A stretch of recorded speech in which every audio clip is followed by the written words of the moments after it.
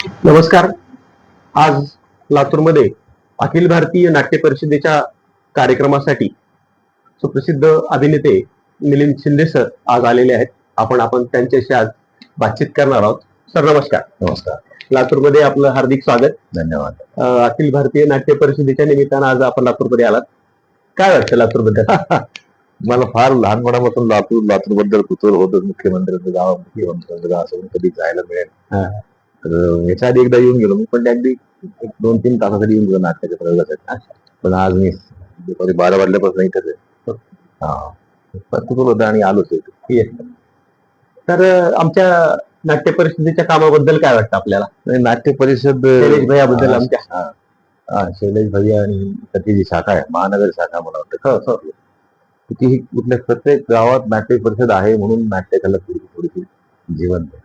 नाही तर कुणीतरी पुढाकार घेऊन ऍक्टिव्हिटी करणार नसेल तर मागं लोक जमतील का? नक्कीच. आणि मला जसं म्हणतात की मराठी माणूस परदेशात किंवा बाहेरच्या जगात कुठे गेला तर तो 2 जण असेल तर गप्पा मारतो, तिसरा भेटला की नाटक करतो. अगदी बरोबर आहे सर, अगदी बरोबर आहे. तसं आहे.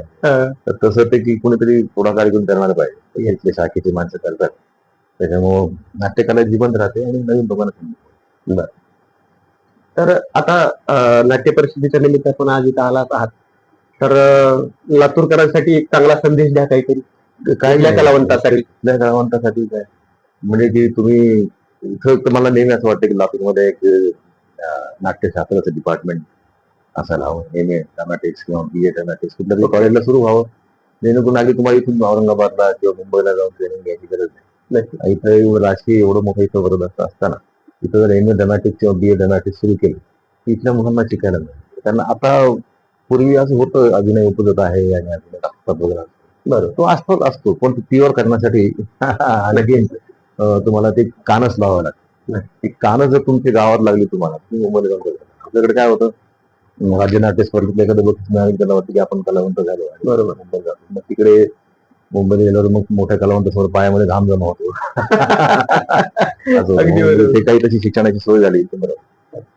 माझं मूळ गाव बीड आहे. बीड मधलं आहे का? पण माझं शिक्षण लालन पालन सगळं नगरमध्ये झालं. असं आहे का? अच्छा. दर्शक मित्रांनो, सरांनी आपल्याला एक छान संदेश दिलेला आहे की आपल्या इथे एक नाट्य कॉलेज असलं पाहिजे नाट्यशास्त्राचं. आणि आता या व्हिडिओतून लोकप्रतिनिधी काय घेतील माहित नाही. तर आपण आलात, छान वाटलं. धन्यवाद.